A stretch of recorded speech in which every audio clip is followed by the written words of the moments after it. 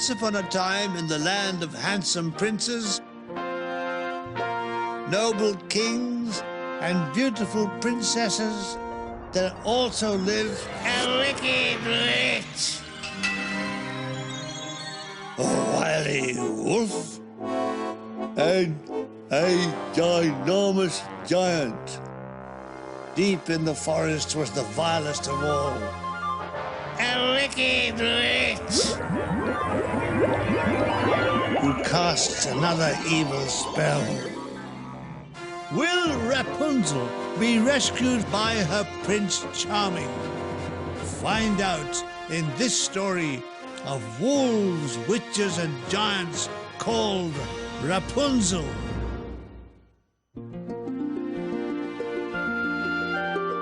Many years ago in a small village, a man lived with his daughter. Her name was Rapunzel, a name she hated because everybody teased her. Oh, why couldn't I be called Diana or Sarah or something, she cried, thinking one day she might meet a prince and such a name would come in handy. Quiet, Rapunzel, shouted her father. We are very poor and can't possibly afford a fancy name like that. They lived next door to a wonderful garden full of vegetables and fruit, but unfortunately it was owned by a witch. Poor Rapunzel was made to steal vegetables from the garden because her father had no money for food. So every night Rapunzel slipped out of the house and into the garden. Carrots, yum, yum, she whispered to herself. Cabbages, yuck, I wouldn't be needing... You won't be needing anything where you're going, called a chilling voice behind her. Rapunzel slowly turned round and came face to face with the witch. What is your name, child? Cackled the witch. Rapunzel, came the terrified reply. A perfectly delightful name, continued the hag. Why, I would have called you that myself. So, Rapunzel, you shall come with me to my tower in the middle of the forest. But first, I must put a spell on you. Cauliflower pastry, treacle and jam, the wickedest witch in the world who I am. In a flash, Rapunzel found herself in a tiny bare room with only one window atop a 100-foot tower. As she looked out of her window in despair, she realized there was no door to the tower. She was quite alone. Over the years, when the witch visited her, she would call out from below, Rapunzel! Rapunzel! Let down your hair, Rapunzel! On hearing the command, Rapunzel would throw down her plait of beautiful golden hair, and the witch would grasp it like a piece of rope and climb up the wall and in through the little window.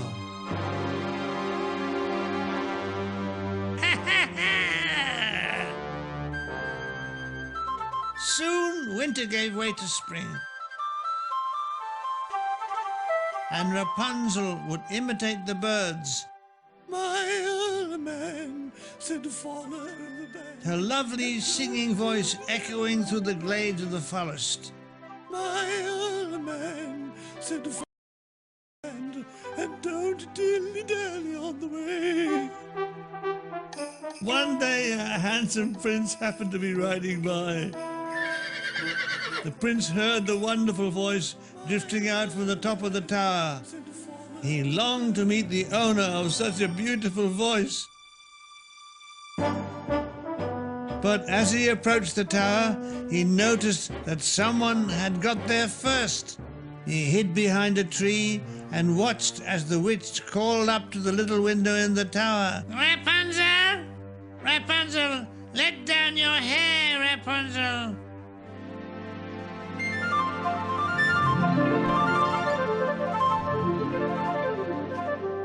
The old crone climbed up, using the hair as a rope.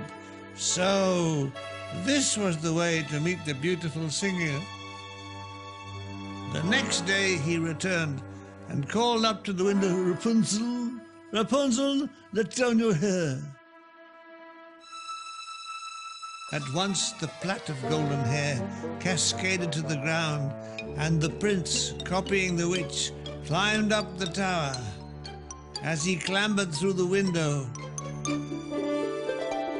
he drew back in delight at Rapunzel's ravishing beauty and fell instantly in love. But the prince, being painfully shy, couldn't bring himself to ask for her hand in marriage, or any other part for that matter. The words simply stuck in his throat.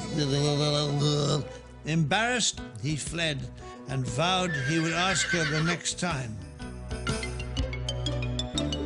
Early the next day, the prince found himself again in Rapunzel's tiny room. Steeling himself to pop the question, he stammered, fleeing from the tower. The next visitor to the tower was the witch, who hurt Rapunzel by tugging too hard on her hair. "Oh!" cried Rapunzel as the witch climbed in through the window. "The prince is much less clumsy with my hair than you are." Her voice trailed away as she realized that in her pain she had given away the secret of the prince's visits. "So," sneered the witch, "you've been having visitors, have you?" And in an instant she cut off Rapunzel's beautiful hair and spirited her away to a lonely cave on the edge of the wood near Edgware. The witch remained in the tower awaiting the visitor who had been deceiving her. Sure enough, she soon heard a voice, "Rapunzel, Rapunzel, let down your hair."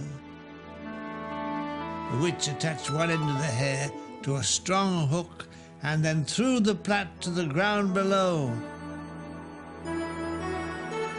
This time the prince was so determined to ask Rapunzel to marry him, he was hardly through the window before he blurted out, "Rapunzel, I love you, darling. Will you marry me?" "Oh, yes, please." The prince was so shocked by the ugliness of the witch that he jumped from the window. Closing his eyes and vowing he would never open them again till he heard Rapunzel's voice, for years after, he wandered aimlessly, calling out for his love. He had almost given up in despair when one day he heard the beautiful singing once again. "My old man said follow the band and don't dilly-dally on the way." By pure chance, he had come to the edge of the cave in Edgware, where the witch had hidden Rapunzel all those years ago. As they fell into each other's arms, he opened his eyes once again.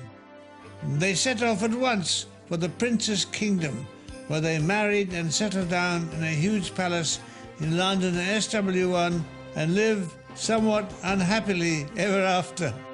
They're cute, crazy, and coming our way. Watch out, there's cannibals about up next.